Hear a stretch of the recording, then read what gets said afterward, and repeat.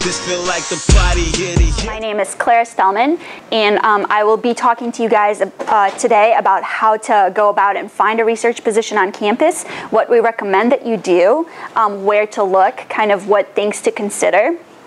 And hopefully this will kind of give you an idea of what you're supposed to be doing and make it easier for you when you actually do go and decide to find a research position. So a little bit of background about me. I'm a junior in the MCB Honors concentration, and I work in Dr. Newmark's lab.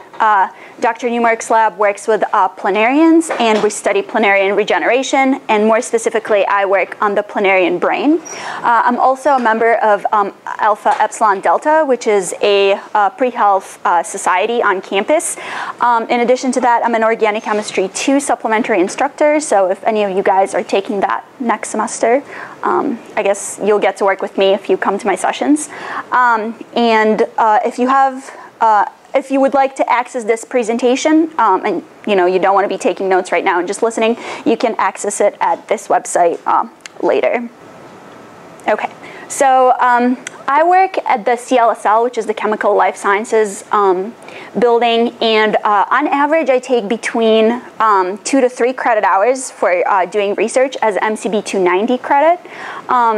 Grades are, it's not too difficult to get an A if you're actually showing up and doing your work. You look interested, you work hard, you generate data, you shouldn't have a problem to get a good grade if you actually sign up for MCB 290.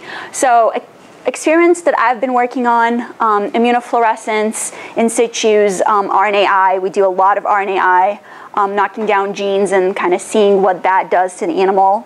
But I will tell you that your experience will vary, and it will vary depending on what lab you choose to go into. So we do have a few panel members that will be talking to you guys after I'm done with the main presentation, and they will share with you their experiences, and I can guarantee that they will be very different from mine, because labs work on different things, they use different techniques, and it's kind of your job to find out in advance what you're interested in and go ahead and become a member of a lab where you're doing what you're actually interested in.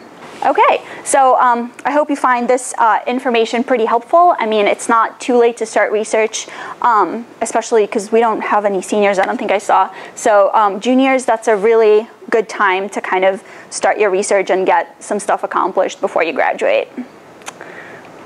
Okay. So now we're kind of going to talk about the undergraduate research tree and kind of all the reasons we think that undergraduate research is important and how that could help you develop as a student and help you out later in whatever career you choose to pursue. So the 4 C's, we'll start with communication. So this one is pretty important, and the reason is because research is a great way for you to develop your presentation skills. So I'm pretty sure that in each lab, regardless of what lab you become a member of, you're going to have to give at least once a semester a presentation that sums up everything you've accomplished during that semester. That will be a great way for you to share what you've been up to with other lab members that you might not be communicating with on a daily basis. And it will be a really good way for you to get feedback from other people. So it will help you maybe develop your project further, maybe get some criticism, constructive criticism, hopefully, about what you've done well and what you've done poorly, and just in general, it will be a great way for you to learn how to share scientific data with other scientists. Reading papers. This is kind of like a really tough skill to develop, but it takes a lot of practice. And getting practice in lab is great because you're not being graded on it. In your higher level MCB courses, you're probably going to have to read papers, and you're going to have to analyze them and maybe turn in homework and discuss those papers in the appropriate discussions. And it's a great way for you to kind of get a head start on this if you do that in lab. So you're not being graded. You can easily talk about this with your mentor. It will help you develop ideas about your own project and just learn kind of, new concepts and just practice reading primary literature. Publication, this is of course not a guarantee, but imagine how cool it would be if when you Google your name, not only your Facebook comes up, but also a publication that you've been able to generate, right? So again, it's not guaranteed, but hard work and just I mean, probably is a little bit of luck too. That could also come out of undergraduate research. And thesis. So a thesis is just a primary document that you get to generate at the end, right before you graduate, so your last semester on campus.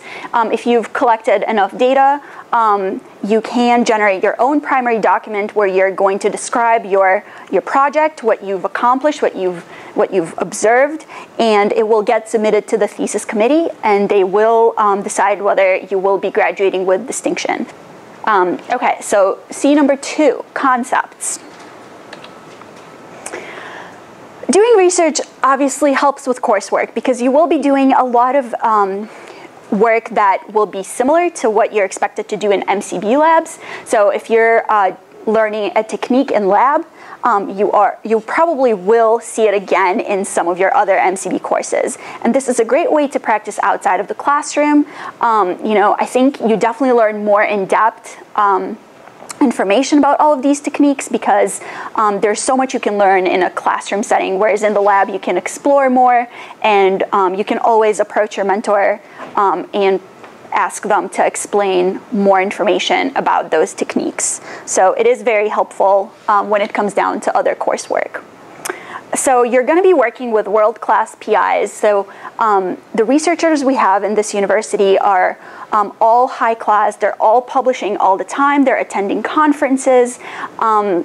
You might not be aware of this, but this is actually happening. You know, the professors are gone half of the time, and they're always sharing knowledge and attending different conferences and bringing back new information and new ideas.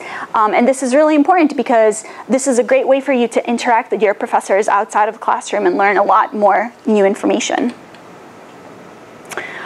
Sometimes you'll be doing things that no one else is doing or no one else knows. You will be able to run experiments that might have never been run before, or you might be discovering a new protein, or working on some new technique that no one has applied before, which I think is pretty cool. Okay, so culture, and what I mean by culture is more of a getting used to a lab environment. So how many of you guys are thinking about pursuing a PhD? Okay, well, and how are the rest of you just pre-meds or, pre-health professions? That's it, just me? No, we had some other students. That's okay.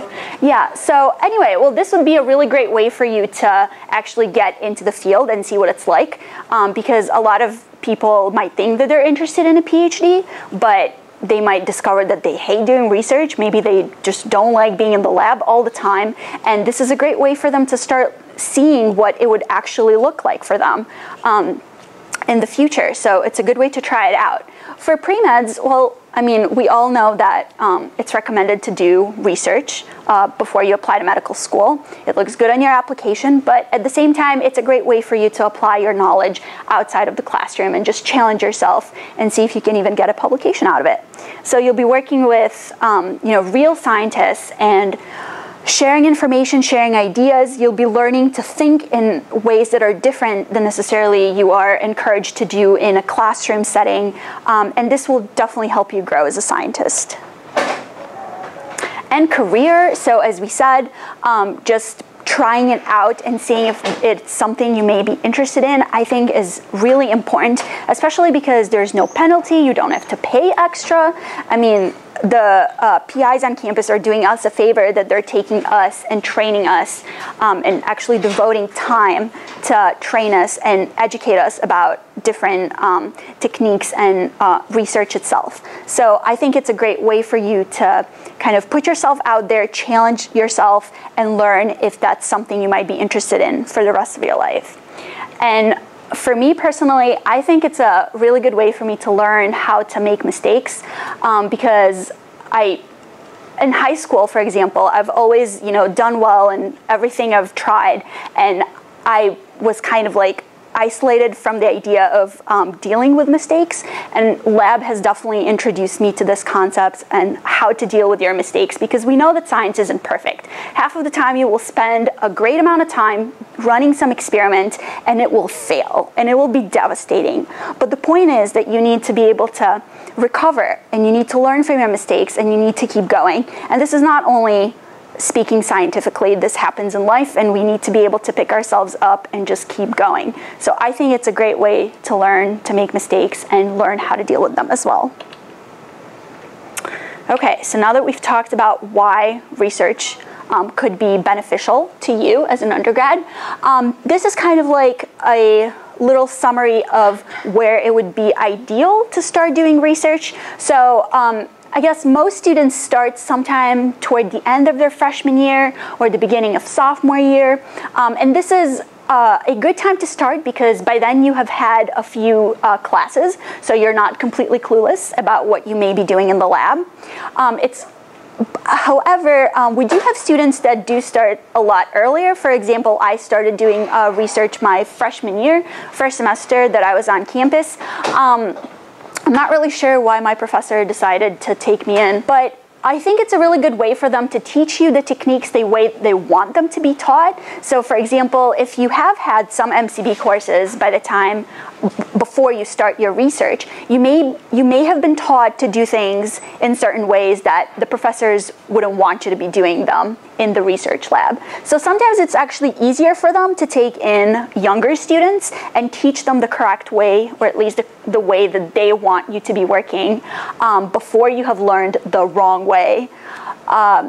But it's not, I mean, of course, sometimes it's very difficult your freshman year to deal with new classes, you know, a new environment. It may be a little difficult to fit in research right away, which is totally fine. You may want to dedicate some time into finding the position that is actually appropriate for you, because once you've made the commitment, you don't want to be jumping from lab to lab. You want to make sure that you choose the correct lab in which you would want to spend as much time as you can. So you want to be able to enjoy what you're doing, because if you don't, you're really going to hate it, and it's going to be really difficult to keep up and actually do a good job. So it may be wise to wait a little bit and make sure that you're making the correct decision about the lab that you're choosing to go into. Junior year is definitely not too late to start research. We've had students come through my lab that joined as juniors, and they were still able to accomplish a lot, submit a thesis, and then graduate with distinction. So I think it's definitely doable. And besides, by the time you're a junior, you've taken plenty of lab coursework, and you definitely know what you're doing. You might need to tweak your technique a little bit, but that's okay. But at least you won't be completely clueless. So my point is that you can pretty much start research whenever. I mean, probably except your last semester on campus. That would just not be wise. I don't know who would take you so late, but anytime during your freshman, sophomore, junior year should be okay. Okay, so a little bit about the thesis. So as we said, the thesis is a project that you complete during your last semester on campus. You register for it as an MCB 492 credit if you're in the MCB major. You cannot get paid during that period. I think it has to be between 3 to 5 credit hours. And in order to be eligible to register for MCB 492, you need to have completed 2 consecutive semesters of at least 2 credit hours or more of MCB 290 credit. Now, I don't think they have to be exactly before the semester you register for MCB 492, but if you're going to do that, I would make sure to find out. Usually students do it consecutively, so they work for 2 semesters consecutively in a lab, and then they register for MCB 492. However, I do not believe this is absolutely required. So then once you've generated all this data, you submit it as one nice long document, and then the distinction committee will review it, and they will decide whether you will be graduating with distinction or not. So now we're going to talk a little bit about the process. So how do you actually go about and get a research position on campus? Now, this is not the way you absolutely have to follow. This is just kind of what we recommend. We find it very helpful and productive, but you know, if you cannot follow every little step, don't be worried. You will probably still be okay. So the first thing we recommend that you do is go on the MCB website and review the different the different labs that we have on campus. So you want to look up the professors that do research. If it's in the Department of MCB, then they will be listed on the MCB website. You can click under the professor and you will probably find all the papers that they've ever published. You will find podcasts. I believe the MCB Honors students have been working to kind of conduct interviews with some of our faculty, and the faculty that have already been interviewed, they will have their podcasts on the MCB website, so you can just look it up and see what they're doing in the lab. You can read the little summary they have, because they will have a summary describing what they're researching and what their interests are. You might not understand every little detail, which is totally okay, but if you can just try to understand the big picture and see if that's something you would be interested in doing, that would be very helpful for you. So I don't know how much this reflects the current MCB website, but this is how it used to look like. Okay. So you could have gone to faculty, and then under faculty you could pull up the list of professors in the MCB department and then review all of their credentials and what they're doing in their labs. Now again, you don't have to be doing research in an MCB lab. This would probably apply to other subjects as well, as long as you can find that information on their websites. Okay, so MCB has kind of a resume tool that helps you fill out all of your personal information that you can send to your professor when you're emailing them about your interest in the lab. So it's something that is not absolutely required that you fill out. It's just something that would help you to organize your thoughts. So if you don't have a completed resume that you can just pull out and send it to your professors, this is a great tool for you to provide your grades, to provide information about why you want to be working in their lab, and just some personal information that this form requires you to fill out. This is something that the professors can access really easily. So I think it's just a really great link between you and the professor to provide personal information. So a little bit of a close-up view. So things like, it requires that you fill out your first name, your last name, just some credentials, and then you have to fill out your grades, which will be checked for accuracy. So do not try to put grades that you don't actually have, because this form will not get approved if it doesn't match what you have on your transcript. And then it asks you to list some of your post-graduation goals and probably why you're wanting to participate in a research experience. So this is just kind of like a really nice addition for you to add to your email when you're emailing your professors, which we discuss how to do shortly. So as we said, you want to search the directory. You want to see that you're actually interested in the lab and the project that that lab is working on. It may be a really good idea to just ask around. Many of us are doing research. We know, we hear about, who complains all the time about their PI and who complains all the time about their lab and who's having a great time in lab. So maybe your peers can give you some information that you might not be able to find out on the MCB website. So don't be afraid to ask your friends. They probably have a lot to share with you about just working in a lab environment, or even specific labs if you have friends that are involved in research. So this is what it may look like. You have the faculty tab, as I said before, so you can go to research interests or the video interviews that are probably slowly building up as we are interviewing more and more students. So this could be an example. It will list the education of the professor, what their research topic is, and then it will give a nice summary of what that lab is actually doing. It will also have a bunch of publications, so probably everything that's ever been published in that lab. You will be able to look it up, and I believe you probably could access it. If you don't, you can probably ask a librarian. They will help you to access it if you're really interested in reading that.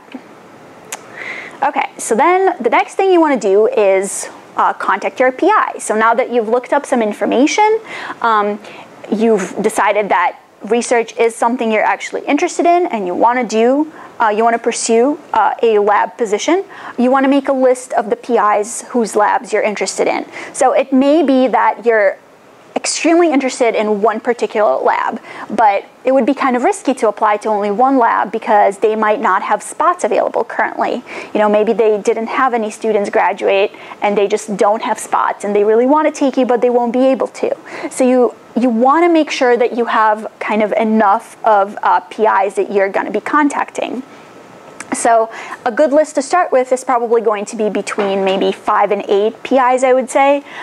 Make sure you understand what each of them is doing in the lab, and I'm not saying to great extent, but when you're emailing them, you probably want to be a little more specific than just, hi, you know, I want to be in your lab. Well, you want to tell them why you want to be in their lab. So you want to maybe mention what they're doing and how their work is very interesting for you, and it's something that you would want to pursue and further study. Also, it's important to understand that PIs are very busy. They may not respond the first time you email them. So if you emailed, let's say, a few PIs that you're very interested in, so your top few, and they're not getting back to you, don't be worried. Email them again. Be persistent. You know, email them saying, hello, you know, I emailed you a few days ago. I'm still waiting for a reply. I would really appreciate if you could get back to me. That shows them that you're dedicated and you didn't just, you know, they weren't just kind of one of the PIs on your list, and that will definitely make them more likely to respond to your email. So in the email, you also want to include, so maybe you're going to attach that resume tool that we talked about that's available on the MCB website, or you can just attach your own resume, which is, I think, totally fine as well. You want to maybe mention a few details about yourself, why you're such a great candidate to be a researcher in their lab. Maybe mention that, you know, you've been a really great student and you've done very well in, let's say, lab classes, and you really want to learn more about these certain techniques that they do a lot in this lab. So don't be afraid to stand out. Make sure you list your strengths in your email. Okay, so hopefully you will hear back from a few PIs, and they will most likely invite you for an interview.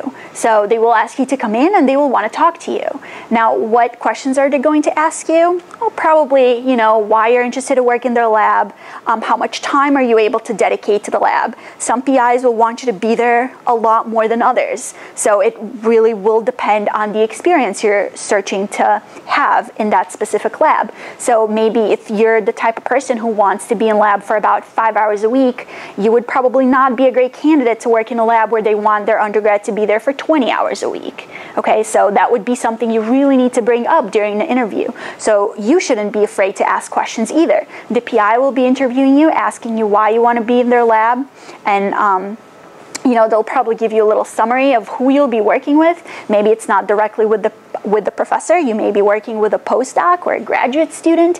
Maybe that student or postdoc will want to actually talk to you as well and explain to you what project they may be interested in giving you to work on. So that's something you should consider. Maybe that's something you definitely do not want to be doing. Don't be scared to say, sorry, I'm not interested in doing that, okay? You can always go and search for another lab. I would highly advise not to get involved in a lab you don't want to work in. I mean, you just will end up hating it and most likely will drop it. So there's no point in starting if you're going to drop halfway through. You want to make sure, especially if you want to do a thesis, you don't want to be jumping from lab to lab because you will not have time to generate the data that you need to include in your thesis. Come prepared, ask as many questions as you need to feel confident about your decision. Make sure to ask about summer work. Some PIs will expect you to stay over the summer. Some will pay you to help you out and kind of support your living on campus during the summer. Some won't. I'm not really sure how that works out, but that's something that you will need to bring up with your PI.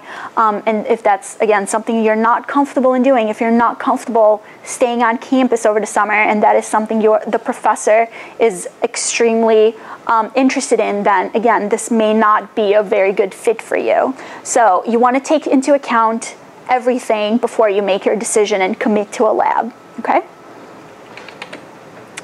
Okay, so then after you've had your interview, you will hear back, hopefully saying that you got in, and you're going to have to decide whether you're going to take it or not. But once you do decide to take it, this is kind of what your day in the lab will look like. So sometimes, you'll come in for a few hours.